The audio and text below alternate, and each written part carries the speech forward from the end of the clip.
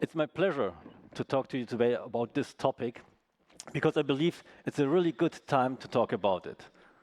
Like when you remember the debate 3-4 years ago, there was literally no debate in Europe how this topic will evolve.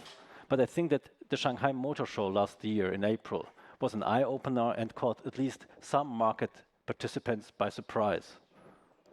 New models were shown and people were like thinking, okay, what does it mean, A, for the Chinese market, but also what does it mean for us here in Europe? So let us go through that. Now we have a little bit more transparency, right? Shanghai is almost 1 year down the road, so we've seen a lot of activities going on, and I think I would like to start the presentation today with the key question that most of us are asking. So which of those is it now? Is it the big tsunami that is coming, or is it a small wave? And before we go into that, let's kind of do a little bit of facts to see where we stand here. I've plotted the BEV sales of Chinese OEMs, the new players, since 2019. And what you can see, it doesn't look too bad, right? Quite exponential growth. 2019, it was one brand playing in 4 markets, I believe. 2021, we already saw like 7 to 8 active brands being in Europe, covering 4 to 5 markets each, and the number's been ever growing since. But I would like to make 2 points here which are important. First one, the growth is not just coming from adding more markets, more brands, and just adding up the stuff which is not successful. When we look into the data, we realize that the in-segment performance, so the vehicles that are performing in the segments, is getting better. On the other hand, what we also see, I mean, we need to kind of put it into the market context. When you take the overall BEV market in Europe, the growth 2022 to 2023, it was round about 30% for all brands. If you look at that chart, and the number on 2023 here is roughly 100,000 vehicles, depends which brand you count in or not. But the growth was about 70 to 80%. So clearly the Chinese players, the newcomers, have outperformed the established players and the overall market. So all good news? Not really, because when you kind of see the headlines, and I've just picked 2 of them, which were in 2024, it kind of shows people write about disappointment, about failure to growth. So we need to unpack kind of this contradiction. And I think that there's a, I would say, gap in expectations, what to expect. And I would like to tell you today the 4 reasons why I believe this gap exists, and then maybe put everything into the context. And obviously, in the end, I will kind of share with you my personal view on whether it's a tsunami or just a little wave. So, reason number 1, the starting point of newcomers in Europe. And you may be wondering, will there something be shown here? No, because that's what Chinese players face when they enter Europe. It's a blank sheet of paper. You start with nothing. You hire one guy, which is typically the CEO of the company, and he needs to more or less build his entire company from scratch. Now, looking at my colleagues from the more established OEMs, that might sound like a great opportunity, right? No legacy systems, no legacy partnerships or contracts, which are maybe not that good. Yeah, that's true. On the other hand, building a system completely from scratch is really complex, and especially the automotive industry. I mean, it's nothing which is easy to do. You need to define the entire flow of data, flow of goods, flow of money. You need to establish all the partnerships that you want to have. And at the same time, you're hiring people.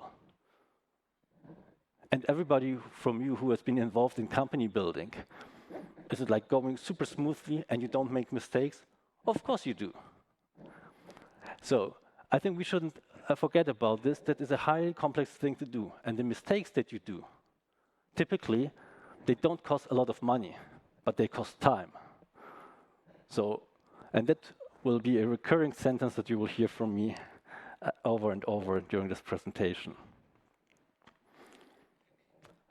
maybe then let's look a little bit on the essentials. What does it take to be a successful company? How do you sell vehicles to the customer? And I will start from the right-hand side, the product power. Yes, that's the one which was already mentioned in the discussion right here. So I think that Chinese players managed to have a really great product substance. It's interesting designs. I think that overall the substance of the car, the build quality is generally good. You have great specs, you have interesting features, all the digitalization, the software that comes into play. It's exactly what is built in that vehicles. And more often than not, they are priced pretty well, so you get good value for money. So that's clearly one which is like the entire strategy is built around this product power. And you might read reviews that the cars are good but not great yet. I'll get to that later on, why this might be the case. Sales power is something which is, I would say, a tricky one, not just for Chinese new players, but for everybody in the industry. I mean, going from dealer to agency to direct to consumer and forth and back. I mean, obviously, the new players can easier switch because there's less heritage. Nevertheless, it's a tricky one to figure out, and one big disadvantage for new players is simply that there's not enough density in the network for sales, but especially for after sales, which is so important to the customers. Is it something that you cannot overcome? Of course not, but it will take time. I think that one thing which is really challenging for new players when entering Europe is the brand power. Nobody from a regular customer point of view will go there and say, I want to have this Chinese brand which I even cannot pronounce, and I don't know what it stands for. So this is something that will really take time. And it's not just about awareness that people know the brand. It's also about how do you differentiate? How do you make sure that customers will know how it feels to drive one brand and not the other? So I think that this one will take some time. Overall, in this category, I would give the Chinese players maybe 1.5 out of 3 points.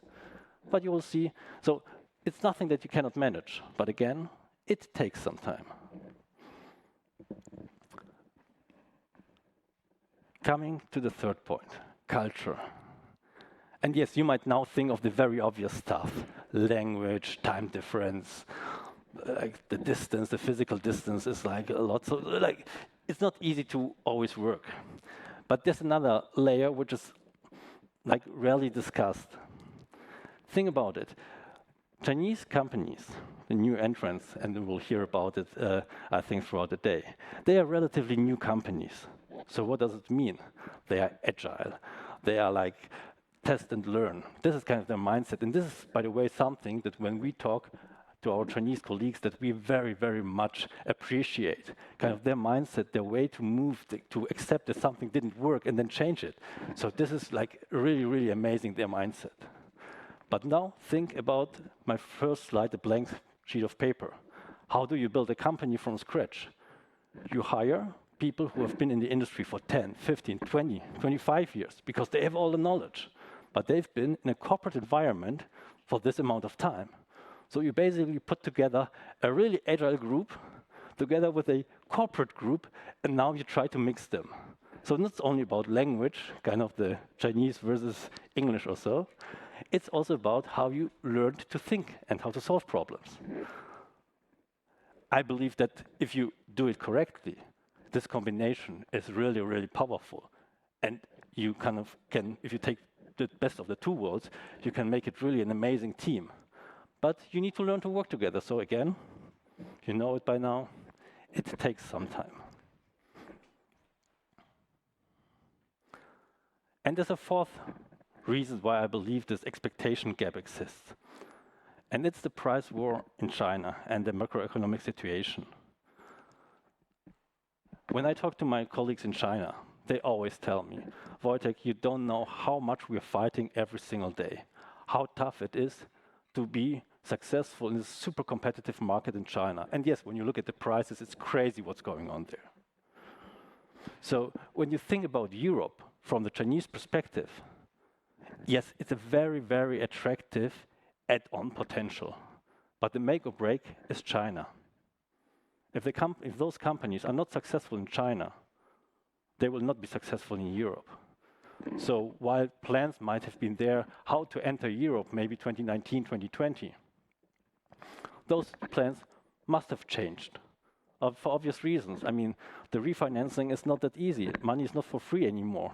And there's maybe less means to kind of enter Europe, and you need to focus and spend more time and more money in the home market, which is a very natural thing to do.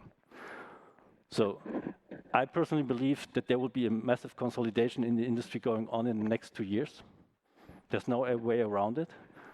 And so I think as of 2026, 2027, we will kind of have the opportunity, or we'll see in the market, that this focus, which is now currently very much sitting towards China, will be then moved again even more than it is today to the expansion. So these were the 4 reasons. What is my personal view and my personal belief on the summary? Is it a tsunami? No, it will not wipe out the existing players in the market. The established OEMs have a right to exist, and it will be a really good competition. Will it stay a small wave? No, of course not. I think that we've seen the first wave, and I think that the next wave, which will be coming in 1, 2, 3 years, will be even stronger. So yes, there will be fierce competition. But one thing to remember, and I think that I try to visualize this, everybody who believes that if you enter a market without proper knowledge and you need to build up everything, you have a different culture, that the path looks like this, is mistaken. If this was the expectation, I can tell you that's not going to work. That's how the reality looks like. Will everybody make it from the players that you see right now? No. Some of them will disappear. Some of them will still run in circles. But for those who make it, I believe that they will be really, really significant competitors and be permanent players in the European ecosystem. Thank you.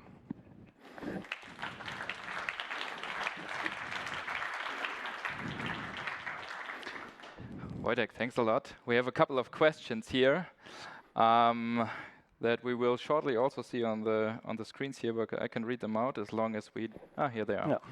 Number 1 is, will Chinese players outperform the European market in the next 10 years? It defines how you measure outperformance. I think if you think about growth in terms of volume, percentage-wise, yes, I think because we have a small base effect. So when you start from a low base, obviously the growth will be higher. No, but honestly, I believe that with the products that I see and the substance that we have, that Chinese players will outperform the European market, because currently we are sitting at a 2-3% BEV share. I believe that it will go to 10, 15. I don't know what the final number will be, but there will be market share gains. So in that definition that I have, yes, they will outperform the market. Which traditional OEMs do you see as your main competitors? Well, I would say more or less all of them. It depends on which segment you play, right? So if you want to target in the low volume, like in the low price, high volume segment, you will look at a different peer set than if you kind of aim to be high. I mean, the entry strategy for many Chinese OEMs was rather to be on the high end. Interesting enough, we see that the most successful player so far is more in the volume segment. But I think that it's hard to say that there's one single group. Obviously, we have some very, very large groups. Michel from the Volkswagen Group, I mean, yes, taking along those brands, Stellantis, I mean, they cover a lot of the market. So I think everything which is not Ferrari or whatever will be competitors. So we can exclude Ferrari, Porsche, for example, Bentley from the list, maybe? Well, I mean, I think that it's kind of, at some point in time, it will become a gray area, because what the beauty about BEVs is that you can add the performance quite well, right? So we see the first vehicles with horsepower over 1,000. We see acceleration figures of 2 seconds and below.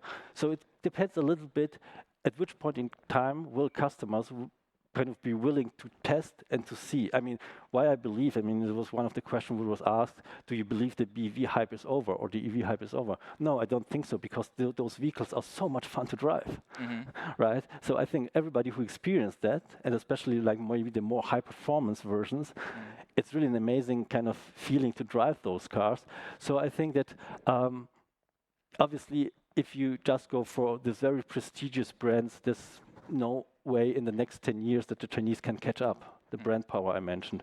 But I think everybody else, it's an open competition. And I mean, horsepower, acceleration, stuff like this in a Ferrari or Porsche is of course nice. Battery electric vehicles maybe come close, but this luxury that those brands offer, this is probably something you would not target, at least. No, I think that we need to be realistic what is achievable and what not. And I think that I mentioned that the brand power is the one which I believe will take longest. So that there's no kind of point in kind of starting a watch company and claiming that you can compete on day one with a 150-year-old watch brand from Switzerland, and the same applies to vehicles. A question that is related is the third one here on the list. What is No, it's gone now. Okay, then we take the next one. It was like, when I remember it correctly, do you plan to develop a low-cost battery electric vehicle? And if so, when will it be ready? Because we just spoke about the volume segment, and this is probably interesting for the volume segment. So without going into the detailed portfolio, obviously we'll look at a wide range. So currently we as ZEEKR have 2 models in Europe, selling in Netherlands and Sweden, and we'll expand not only the countries that we are selling in, but also kind of our product portfolio, and we'll be adding across segments. But I don't want to kind of go into detail now at which point in time which vehicle will be launched. Okay, understood. Next question: do you work with classic tier 1, or do you have different partners? It's both, but kind of we in Europe are in sales and marketing organization, so we are kind of, for the time being in Europe, we're kind of really importing those vehicles, but as many other players, obviously localization also for regulatory reasons is an important topic, and we're looking into that as well. When will we see the first plant in Europe? Not 2024 for sure, but no, I mean, I think it depends on many things. When we are kind of will be doing the step, but it's clearly one of the strategic topics that we have on our agenda, and I think it's fair to say, I mean, it will not come by surprise that we're looking deeply into that topic. Okay. What is your biggest advantage and maybe also disadvantage over the traditional OEMs? I think the single biggest disadvantage is kind of that people need to get familiar with not only us, but kind of Chinese brands, as I just said.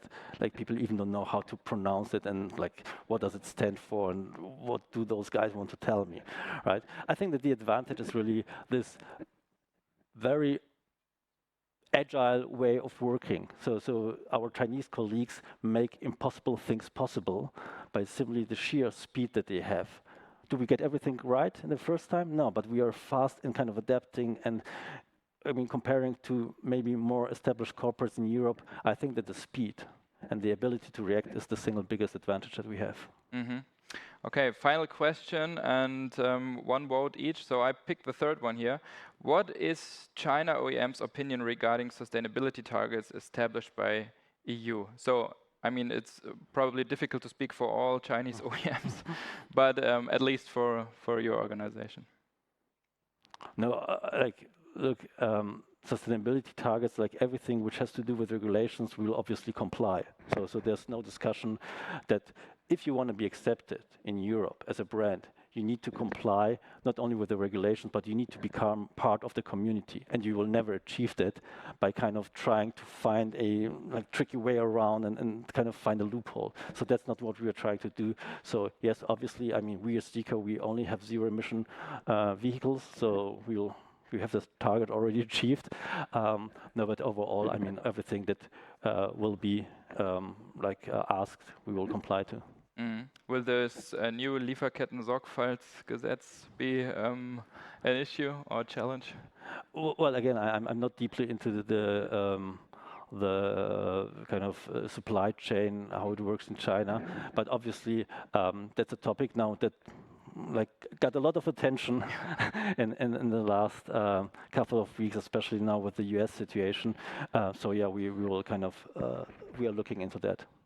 Great. Wojtek, thank you so much for being with us today. This is your applause.